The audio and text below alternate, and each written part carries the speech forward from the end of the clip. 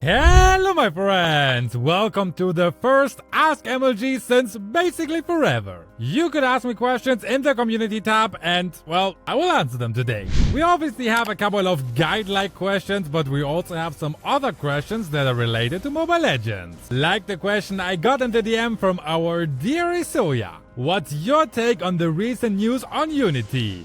Will this heavily affect MLBB? To anyone who didn't see the news, Unity is a company who is developing a game engine which also Moonton is using for Mobile Legends. And they just announced a price policy change where they basically want money from the developer whenever someone is installing the game. Which would basically mean for Moonton, for every installation anyone is making, they would have to pay money. But yeah, as of today, this plan still stands, so yeah, I just want to talk about how this will affect Moonton most likely, because there are basically two scenarios what will most likely happen, and the first scenario is the way more likely one, and this will be that Unity will, apologize. There was a very big backlash from many game developers, but obviously the gaming community as well, since their price policy is just completely mental. Like, it was made to the way that a game developer have to pay up to 20 cents per installation, which is just completely insane. Especially because there are like so many games out there that are like in a Game Pass style. They are free to play, or they just cost like $1. So you earn $1 with your game, and then 20 cents you have to pay to Unity.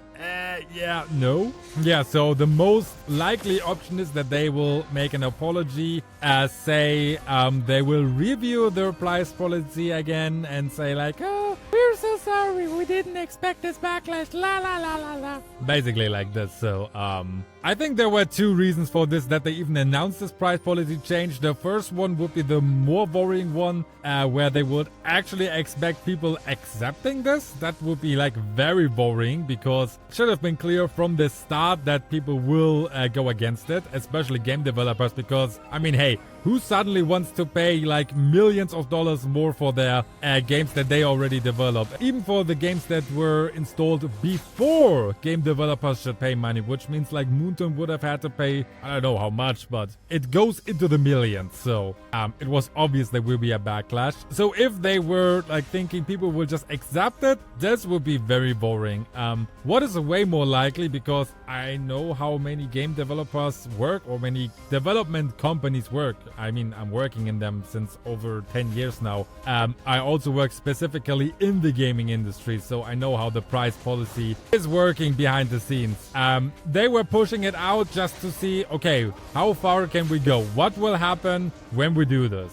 This is the more likely option. The CEO from Unity is the former CEO of EA, in that time where EA was the most hated company in the world even. So it was like the most darkest time when he was the CEO there. And back then they already loved to do this as well, where they do like some crazy price policy changes. And yeah, they just basically saw how the community was reacting, took it back, and then brought out something else that is slightly less worse, but it still sucks. But people were then more willing to accept this, and this is, I think, what is going on here in the end. Moonton will be affected in a way that they most likely will have to pay more money, because either they have to deal with the less extreme price policy change, which I just talked about, or what would be the second option, what Unity could be doing, they will make exclusive contracts with game developers. So especially the big ones, where they like make an agreement like for every installation, company X has to pay, I don't know, 1 cent maybe, or 0.5 cents. Like in Moonton's case, they have a free-to-play game. Everyone can install it for free. That there is like another rule for that, because this price policy change is working somewhat for games where you have to pay money, but for free-to-play games, this doesn't really work. Or they are going to pay more money because they will actually change the game engine, because there are other game engines out, like the Unreal Engine, for example. And I could imagine that Moonton or many game developers are saying, okay, we're having a game that is still profitable, like all these online running games that constantly earn money.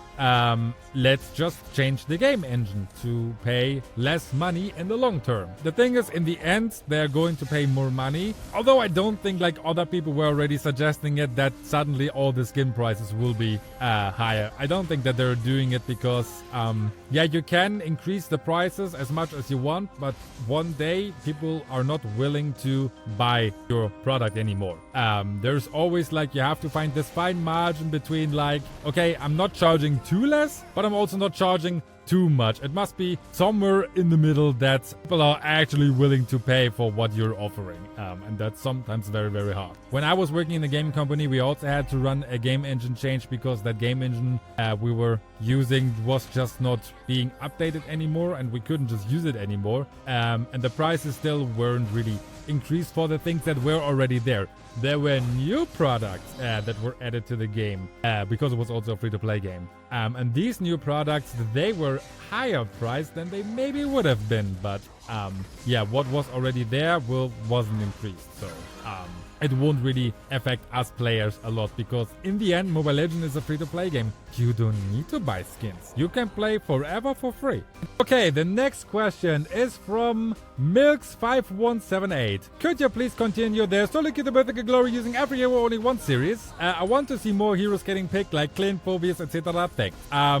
Yes, I will. But before I talk about it, I want to ask the question of the day today to you. What would you like to see on the gameplay channel? So, of course, we have 𝐸𝐸 ML, where we play basically every hero, where we make gameplays about every hero. What would you like to see on this channel? What kind of challenges? Should I make update videos in a way that we're testing out the new heroes that got updated? For example, now Lolita got updated. Yeah, as I already said, certain challenges that I should make, like the SolOQ Mythical Glory using every hero in one series. What are your ideas for this channel? And also 𝐻𝐻𝐸𝐸. I mean, on 𝐻𝐻𝐸𝐸, we are covering 𝐻𝐻𝐸𝐸, obviously, who also got the buff. I will also record stuff once the buff is out. Maybe there's already, this video is already out there when you watch this video, who knows? And yeah, also for 𝐻𝐻𝐸𝐸, what would you like to see on it? Let me know in the comments, because like, I'm always reading all the comments, although I can't reply to anyone, to everything. This is the right word. Basically, this was already the answer to your question. Yes, I will continue it. I'm just not 100% sure yet how I will continue it, but I definitely want to continue them, because recording gameplays generally is very fun, and it's also a very good way to just, yeah, release some videos for me too that I can put in between the time. In the latest months, I didn't have that much time to do it, simply because I was once very busy with all of my private stuff here. I was on holiday. I was 4 weeks in the Philippines, where we were very busy. I had to catch up some work that was left while I was making holiday for ML Guide. We are working a lot in the background on ML Guide to improve the content, because we want to be the best, not even guide channel, we want to be the best Mobile Legends channel out there. So with my team, we're working very, very hard in the background. For example, we're currently discussing how we can improve the content of our guides. I just think many of the videos we released in the last weeks could be a little bit shorter with the same depth. So yeah, we are currently discussing it, and there were many workflow things and other discussions we had in the background, simply to, yeah, become better and make better content for you guys. Next question is from Ken Zimmerman. I'm German, I can say Zimmerman. I don't even know if that guy is German too. How do you get better with your maids? I got a 58% win rate on Valia this season, higher than 60%, and a 57 win rate on Brody. How do I improve? Okay, first of all, when you're playing in SolOQ with these win rates, they're already pretty good. I always said, when you have a win rate above 60% in SolOQ, you're on a very good way. It always depends on the rank, of course. You're going to hit like your skill cap one day. So when you start the season in Grandmaster, in the beginning, probably you will have a little bit higher win rate, because after a while, your skill is just higher than the average skill in that rank. And the higher you rank up, especially in SolOQ, the lower your win rate will become by nature, because people are going to be better and it is less possible to carry as a single person.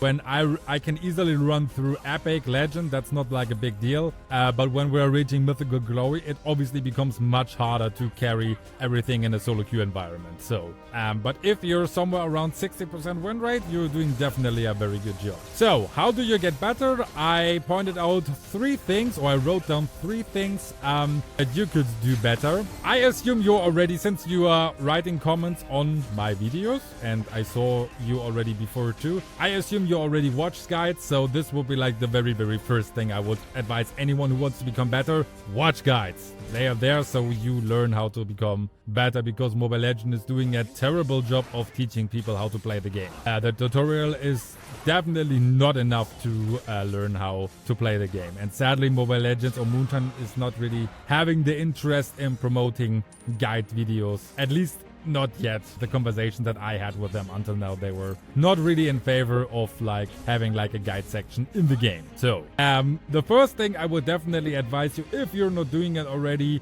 learn your build. By that I don't only mean like you have your 6 core items, you have your boots and 5 core items. No, you learn which items you can possibly use and which items you have to use in which situation. You have to hyper learn like what items fit your hero. So I just made a marksman mistakes video where I was talking about itemization as well. There I pointed out 13 items that I could use on 1-1 in basically every game. And then there are even a few items that are very, very specific against very specific enemies.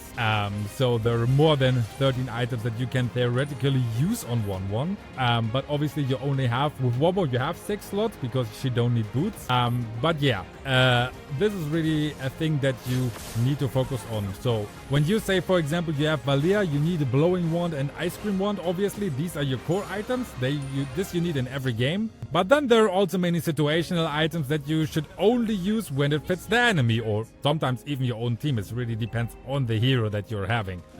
So yeah, the first thing you should really do is study which items you can use with your hero even, and then also find out against which enemies you should use which items. Like the easiest example is of course always Athena shield. When there are like 3 enemy burst mages, you need Athena shield with basically every hero because you need to be protected from that damage, and like this you can counter the enemy. This is like the easy example everyone knows. But then there's also something like Twilight armor when you're facing Martyrs, for example, or an Aldog, which is very, very good. And yeah, there are so many items that you can use in different situations.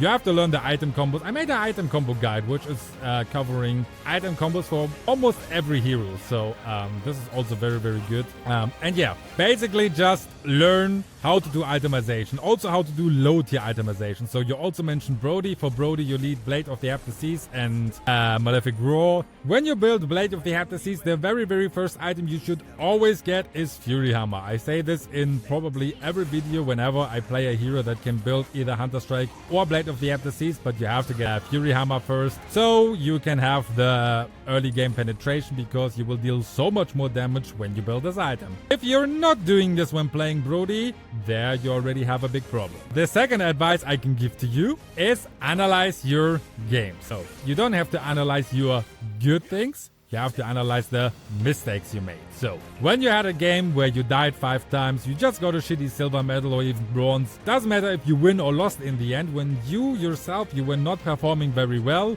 watch that match back and see what you have done wrong. In the replay you can always see the position of the enemies as well. You have to think about a little bit like, okay, can I see the enemies now or not? You can also use a screen recorder like X Recorder. This is what I'm using. I think it's called X Recorder. Because there you can see like the actual gameplay and all the information you had for yourself as well. This is like really, really awesome because yeah, you can see at the exact moment, oh, okay, here I died because nobody was on the minimap and I still ran around and did something risky. Okay, and that's why I got ambushed. Okay, next time I will remember nobody is on the map. I should be careful. Analyzing your game is really a way to become much better. And hey, we have an analyzer service. You can submit your gameplay to us when you become a member of the MLG family. Especially as a Mythical Glory member, you get your gameplay analyzed guaranteed. And we are already working on the first analyzers. So just that you know, there are also some videos coming regarding this, because this is going to be a series where we will analyze actual gameplay and where you can learn stuff from real footage, because guides itself are often theory. Real gameplays is then the practical approach of guiding someone. So yeah, become an MLG family member today if you want your gameplay analyzed. Some advertisement placed in between. Also re-download Mobile Legends with AppToy, because you can get more diamonds for your money. Real talk here, it's awesome. Like, I'm promoting this because, of course, I'm getting a share from the money you're spending. When you're spending money when using AppToy to buy diamonds with my code MLGuide. Yeah, I was using it privately before I was even sponsored by AppToy because you can just get more diamonds for your money. So, I don't know why you shouldn't do this when you're using an Android device. When you want to buy diamonds, use it with AppToy because you get more diamonds in the end. So, enough advertisement. Next question from Seeger. Which rank do you think is harder, Grandmaster or Mythical Honor? Mythical Honor, no question. Grandmaster, of course, you have worse allies, but you also have much worse enemies. So, if you're a good player, you can rush through Grandmaster with a 100% win rate, obviously. Mythical Honor, of course, you can have bad teammates as well and good enemies, but still, it's much more likely that you will win every game in Grandmaster than a Mythical Honor. So, also Epic is not really like the epical glory or like the hell that it was once. I think nowadays you can make a case because it became so easy to rank up that Mythic is the real hell. A Mythical Honor is like the first safe haven, I would say, where matches are actually close and where everyone is somewhat good at least. The next question is from Timon. When is Joe getting a girlfriend? Never. Never, never, never. He will never get a girlfriend. He will always stay alone. No. Maybe when Moonton is updating the lore. Then we have Serichan 3221. What do you think why the EU server professional scene is so behind? We got crazily good players, and I'm curious about your opinion. So we just had like the biggest tournament in EU. This was a private tournament where I was even a sponsor. So I submitted some of my money for the prize money, so the people are actually getting something back. And we have one very, very good esport team from Germany actually, which is called Rogue Esport, yeah. They actually were already doing scrims with many other professional teams like Team Hack, for example, from, I think, Malaysia. They were even in the MPL, and from what the players were telling us, they were doing pretty well in the scrims. There were no official results because it's just a test match, but it was not like they were beaten around the pouch. So if they can keep up with a team that was part of the M4, I think we have very, very, at least like the top of EU is like not that bad. Like, I think the big problem is just like we don't have the mass amount of people who are playing here and who wants to become professional. So you have the very, very few players who are very good, but you're missing the competition basically here in Europe. Rogue Esport was like really dominating this one tournament. They were like above everybody else. So it wasn't like even like really a fair fight. They won the grand final 4-0, which just shows like how dominant they were. So why they are so behind in the end? The simple reason is the player base is not existing in EU. When I look at the audience I'm having, I have 30% Filipinos, I have 16% Indian, some Indonesian, some Malaysian, and I think the only reason why I don't have so many viewers from there is because I think English is like not so well known in the in the Philippines. Correct me if I'm wrong, I was never there. I was only visiting the Philippines until now, and in the Philippines everyone can basically speak English. At least our generation can speak English. So I think this is also the reason. I got a quite huge amount of Americans watching, but even from all of these American players, many of them are actually Filipinos because so many Filipinos live in America. So, and when we look at Europe, I think the biggest viewer base is actually from Germany with like 1.1% of my viewers. So there are just not that many players out here. That's just the issue what we're having here. The player base is not really there here in Europe. We have, of course, awesome players, but as long as the player base is not there, and Moonton itself is not really pushing this forward. Next question from 𝐃𝐤𝐬𝐧. Are you planning to create videos about possible tactics in duo, trio, and 5-man, like 1-3-1 strategy or fast level 2? Yes and no. There will be guides. We already made a guide for 5-man teams, like a basic guide explaining how different 5-man is from SolOQ. It's not released yet. We just have it already in the back at the moment, and we're still working on it.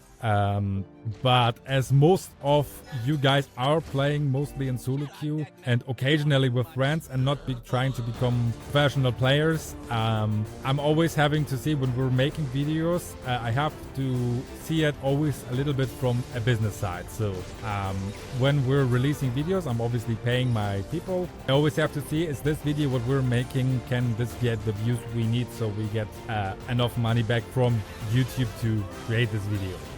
When I will release a 5-man guide, the views on it probably wouldn't be as high because many people don't want to play 5-man that much. So that's why I'm not going to hyper focus on 5-man guides now, because I would probably have roundabout, I would expect 40,000-50,000 views maybe. This wouldn't be enough to pay my people from my team, and it wouldn't be just worth the effort. So yes, we will make a few videos about this, but we will not make like full guides like into the most little detail how to become an esport player.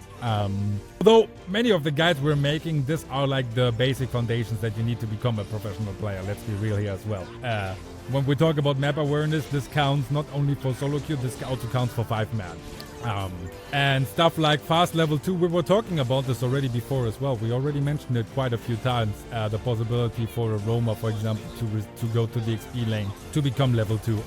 The new patch with the XP adjustments, for example, Moonton made it that you can reach level 4 faster again, which means tanks have the option to go to the XP lane first to share the XP to become level 2 right away. So hopefully they are already on level 4 when the first turtle fight starts. So to answer your question, yes, a few guides will make about this, but don't expect like a whole like 5-hour guide about how to become a professional player, because there are so many things that you need to know to become a professional player. For this, there are actually coaches existing that hyper focus on these things. Next question is from Sensei77. I'm really bad at reading those names, I know. Who do you think are the heroes that need the much help to be relevant again? Can you give us one for every role? Yes, I can. I just made a video about Fixter Moonton where I already mentioned many heroes, but I found a couple of other heroes that could have a little spotlight. So for the fighter role, I was thinking about Sylvana, although I mentioned her already in the Fixter Moonton video. But I couldn't think about another fighter who really needs help, because anyone else is either already getting help, like Phobios, for example, or they're good enough at that point where they are at the moment. So Sylvana definitely needs help, and yeah, as I suggested already before, give her the CC immunity while being in her circle of light, and yeah, she will be already much better than she is today. For the tanks, we have 𝐾𝐲𝐬𝐬, obviously. Like, if you have someone like Atlas, CC immunity while using his ult, great engage possibilities, abilities, not possibilities. Why the hell should you pick 𝐾𝐲𝐬𝐬? For what reason when you have Atlas?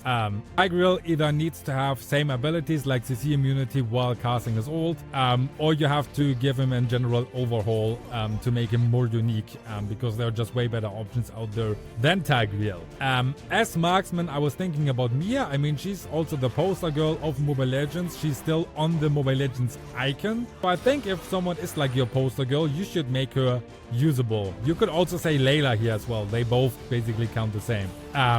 From the 4 marksmen of Doom, they already fixed Hanabi and Leslie, because both of them are actually pretty good right now.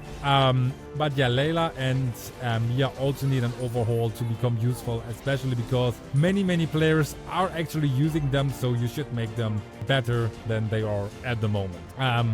For the mages, I was thinking about Harith, because since basically forever Harith is just down in the ditch in the like C to D tier. Like now Harith is more or less like a myth, like that awesome hero who was super popular once, and who was so good, and yeah, but Harith isn't really that good anymore. Like, since years you can argue Harith isn't that good anymore. If Harith would be that good, Harith would be picked more often, and that's just not the case. So I would definitely say Harith needs love and finally be relevant again. For the assassins, this was actually pretty hard, because every assassin is more or less pretty good at the moment. So yeah, I decided to go for 𝐾𝐲𝐬𝐬, because I think 𝐾𝐲𝐬𝐬 is not the easiest hero to learn. Of course, there are harder ones, but also not the easiest. And the reward for mastering him is not as high as, for example, when you're mastering let's say Fanny, for example. 𝐼𝐴𝐻𝐻 is not as good as Fanny, and mastering 𝐼𝐴𝐻𝐻 isn't really just worth it that much. I would even argue 𝐉𝐴𝐻𝐻 is better than 𝐼𝐴𝐻𝐻. Even when you master 𝐼𝐴𝐻𝐻, 𝐉𝐴𝐻𝐻 is still a better assassin, and 𝐉𝐴𝐻𝐻 is just so easy to play. So I would say make 𝐼𝐴𝐻𝐻 more rewarding to the people who actually mastered it. And for the supports, I mean, all of them got so much love, but of course the one who got forgotten once again, Camilla. Same story like before. Once she was in the meta for a few weeks, she got a big nerf. She's down on the drain again. I don't know why Moonton doesn't like her at all, but it's just the case. Camilla is really not popular in Moonton's eyes, so yeah. It's sad. The next question is from 𝐃𝐤𝐬𝐬𝐜𝐿. We had you before already. You got in here 2 times. Congrats. Do you think if 𝐾𝐲𝐻𝐿 receives a little bit of attention, he will be part of the meta? Yes, when he would receive a sustainable buff, then of course he will be part of the meta. If they're buffing someone, Moonton can make every hero meta. The thing is, I don't want to talk about 𝐾𝐲𝐻𝐿 too much here for this question, because what I want to talk here more about is like how the meta itself works. Many people always complain like, the meta is unfair, there are always these heroes who are overpowered, blah blah blah blah blah. But the thing is, you will never have a meta where you have 120 heroes who are all equally strong. It's just impossible to balance it like this. And it's also not a thing where you would say this is something that you want to have. First of all, this would make the game way too complicated, especially for new players, because for new players it's actually a very good thing when you have a meta of 20 to 30 heroes who are very good. A few heroes for each role that are very good. For new players, this is actually a very good thing. And even for the pro scene, imagine you have to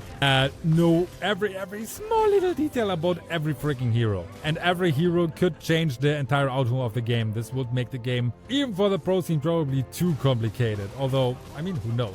Nobody tried it out yet, but still, it will not be possible to balance everything in a way that everything is 100% perfect. Even when they are buffing a hero like 𝐾𝐲𝐻𝐿, let's say they give him a very good buff, he's going into the meta, someone else will fall out of the meta. The best example, for example, is 𝐾𝐲𝐻𝐿. 𝐾𝐲𝐻𝐿 was always a very strong hero. 𝐾𝐲𝐻𝐿 was always in the beginning in the S tier, then she slowly fell down to the A tier, and now she's only a B tier hero. Why is that? Many other heroes got buffs, got more usable, got better in the current meta. They could deal better with the enemies, and 𝐾𝐲𝐻𝐿 just, although nothing really changed for her, slowly but surely she just fell out of the meta. This is just how the game works. When someone is getting no adjustments over a certain amount of time, they will fall down the meta. This is just the case. And it will always happen like this. So when we talk about the meta, yes, every hero can become meta if Moonton chooses that they should become meta heroes. But when you add 5 new meta heroes, 5 meta heroes who were there before will probably fall out of the meta. It's always the same thing. You will always have like these 20 to 30 meta heroes. And then you will have these situational heroes. And sadly, then you will also have these few heroes who are just useless. This is a thing Moonton should work on, that they are not having like useless heroes. Every hero should at least be situational and not be like when you pick this hero, you're basically trolling. This just shouldn't happen. But considering how they are working on the meta, I think Moonton is actually not doing like the worst job. We had metas that were way more unbalanced before than we have nowadays. Yeah, I generally think just people should stop complaining about the meta too much and just accept the fact that there are just heroes who are a bit overpowered. For this, we have the bans. And yeah, that you have to adjust to the meta if you want to stay on top of the game. The next question is for Walking for Trees. Do you think the matchmaking system is fair? I don't know why, but I am getting toddlers as teammates. Let me have a drink of my coffee first. Okay. This is going to be controversial. The matchmaking system is to 95% fair. Dramatic pause. You have to see it in 2 ways. So, Moonton obviously have the stats of a player. They know, for example, me personally, when you look at my stats, in this season I have a win rate of over 80% in ranked. When I'm playing with 1-1, I'm almost always the MVP. So basically, I'm rushing through the ranks in SolOQ. How can Moonton balance this, for example? How many players are out there at the moment that have this win rate in SolOQ? Not so many, especially not on the EU server. I played on the Philippines server. I can say the Philippines server is a bit harder than the EU server. That's definitely a thing. Also, when you say the NA server, for example, the NA server is certainly easier than the Philippines server, Indonesian server, whatever, because the player base is just bigger in Southeast Asia. Still, how should Moonton really balance this? They could give me a bunch of shit teammates. They're not doing it because they're seeing the stats. They are trying to balance it. But there's also a limit. Let's say not an extreme case. Let's say we have one player with 60% win rate in both teams. You have one player with a 60% win rate, 3 players with a 50% win rate, and 1 with a 40% win rate. All across the team. Would you call this a fair matchmaking? Probably yes, because the stats are completely equal. Now the thing that is happening. There are so many things that are being decided after the match was taken together. You're not picking the hero before the match is being put together, before 10 players are getting put into a match. What are you doing now when this one team, you have 2 players who for some reason decide, no, I want to play the marksman now? How can Moonton predict that? There's no way to predict that. How can you predict that one team is having an extremely nice synergy because they're deciding, okay, we're going to use Atlas, we're going to use Badang, we're going to use Atlas with a lot of AoE heroes because that's a good idea. While the other team is deciding, okay, let's go for Hanzo and Argos because we have an Estes, which is like the worst combo you can have. Or generally, a team is just using ambush burst heroes when there's an Estes in their team. How can Moonton predict that? This is a human factor, and this human factor is impossible to predict. The only way what they could do is you have to choose your hero before you even know who are your enemies. And this will also cause problems because let's imagine you pick 1-1 and the enemy is picking Martis, Mincetar, Fulvius, just all these dash counters. I wouldn't pick 1-1 if they have so many dash counters, so this doesn't work as well. You always have these human factors and you are thinking by yourself sometimes, how am I getting this bad teammates? But the thing is, there's only so much Moonton can do. This role assignment thing that other games are having, this is the one thing that they should definitely implement, and which I don't understand why they're not doing it. Because they copied already so many other things, why not copying this? So let's be real here. Especially in the beginning, Moonton copied so many things from other games, which is okay, by the way. It's not like you're not allowed to use anything from anyone else. But other than that, there's always this human factor that you cannot eliminate. And then there's also things like day-by-day performance. There are days where I could basically run from epic to mythical immortal with probably a 90% win rate. You have these days where you are just extremely good. Then you have these other days where you are losing every freaking match because you're, walking around like a headless chicken, and for some reason your focus is not there as on other days. This day-to-day performance thing is also a thing that Moonton can't predict just by the algorithm. It's just completely impossible. Like, should they make a survey? How do you feel today? Yeah, I feel like shit. Okay, then we're giving you good teammates. Everyone would say I'm playing like shit today because I feel bad. So everyone is getting the good teammates, so the whole system will break down. Long story short, yes, the matchmaking is almost as fair as it can be. As I said, the role selection should be there before entering a match. But even then, there's potential for trolling because, yeah, I'm going to Rome. Oh, but nobody thought that I'm going to pick Leslie now or Layla. Or you're simply straight up telling the people you're not allowed to play these heroes in that role, which would take away some creativity. I mean, for example, Kadita in the beginning, not many players played Kadita as a roamer. If Moonton would never allow people to play Kadita as a roamer, we would never see Kadita as a roamer. So this also have negative sides when you do this. And you can already see by this, I'm just scratching on the surface here, and there are so many things to talk about. That's why I'm going to make the cut here. Yes, the matchmaking system is already pretty fair. When you can't deal with SolOQ teammates, try to find a 5-man team. Invest the time to find or at least like a good trio that you can play mage, roamer, and jungler. I'm talking for too long already here now. Yeah. The next question is one of our members from the MLG family, as actually already a mythical glory member, so one of our top tiers, which is Enlightened Beast. Would you ever considering doing a monthly event with the MLG supporters? I had a couple of ideas in my mind where we could pick 4 random members to play MCL with you, or some members of your team could be team captains, even picking 4 random members of the team and playing some sort of tournament style event. Yes, I was thinking a lot about team events, support events. The thing is, playing Mobile Legends will be always difficult because I am sitting here in Germany and Europe. Most people either sit in Asia or America, which means lag is the one big problem why all Mobile Legend community playing events are not working. There are ideas like MLG family live streams that I had already, live Q&As I could make, like these things are in the back of my mind, but like actually game events, which also involves me, because of course I could put some of you together that you guys can play together, but that wouldn't be really an event. The event is playing with me and the MLG team together, and putting this together is just very, very, very hard. So to answer this question shortly, because we're already so long in, yes, I'm definitely thinking always about what could I offer to you guys, what could I offer you for your money, and what kind of events we could do, but everything that involves actually playing together in Mobile Legends is just very, very, very hard. If you have any suggestions, write them down into the comments. Now, as a last question, we have one personal question from Sainer. Can you tell us a little short story about you and your wife? I've always been curious why you're in the Philippines sometimes, that is. So obviously I'm in the Philippines sometimes because my wife is from the Philippines. We are visiting our Filipino family there, and yeah, making then holidays in the Philippines.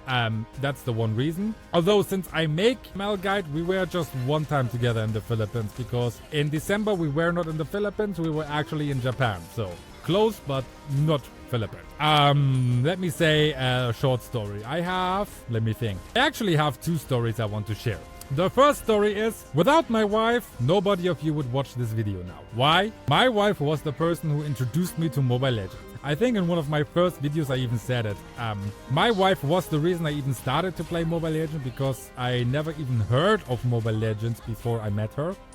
So this channel, this whole YouTube thing, all of this would have never existed. Most likely I would never have become a YouTuber without my wife, without her showing me Mobile Legends. So yeah, you can all thank her for that you actually learned how to play Mobile Legends, how to become better, that you received all the guides that we were making. And I can also thank her that I even got to have this experience being a YouTuber, having such a big community, making all these videos, having fun while doing it. This is basically all because of her. Not only because of that she introduced me to Mobile Legends, but also that she allows me to put in the time. Like you can imagine, I have my full-time job, and doing all of this ML Guide stuff takes a lot of time. A lot of time. There's not 1 week where I work less than 20 hours on ML Guide. Often it's even more than 20 hours. So you have your full-time job of 40 hours. Luckily, I can be in the home office like almost all the time. So I actually just have my 40 hours of work, but then another 20 to 30 hours of work for just ML Guide. How many wives would say after a while, hey yo, fuck this shit. Stop working all the time, spend time with us. Obviously, I'm spending my time with my wife, especially also with my daughter, of course. It's not like I'm ignoring them or leaving them like on the side. Definitely this is not happening, but she is allowing me to, like, that when we have any plans for going outside and everything like this, she is always considering I have to do my ML Guide stuff, and we never had a fight once about this. And from previous experiences with relationships, I know this is not the norm, and I know many also from many friends that I have and had over the last 10-15 years. I mean, I'm already a little bit older. In relationships, it's not that normal that someone is that understanding for your hobby, especially in the beginning where you're not even like that successful yet. When I had like 400 views on my videos, it's not normal someone is that understanding. And the thing is, now this is the thing now, this was just like the one awesome thing that I thought about her.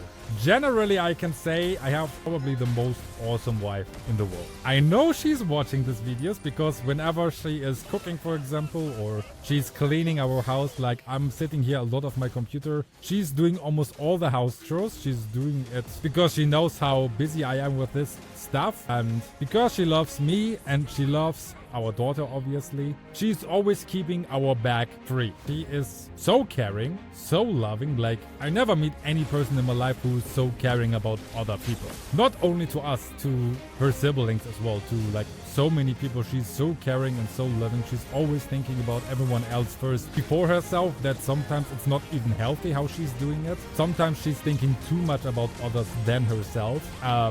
But in the the end, yeah, it just shows that like she's the most awesome human I ever met, and I couldn't be more happier having her as my wife, because I couldn't really imagine having anyone better at my side than her. And I know you're watching it right now, so come here. You know where I'm sitting. Come here. Lastly, all Mythical Glory members were allowed to let me say anything they want. I regret everything. When you're playing as a tank, remember, the threat is stronger than the execution. You're a wizard, Harley. You're a wizard, Harley. You're a wizard, Harley. Onyx Kyrie, I challenge you to a jungle battle, you noob. If you haven't had enough of me, although I wouldn't understand why you wouldn't have enough of me already, watch this video where we explain to you the recent patch notes. See you over there!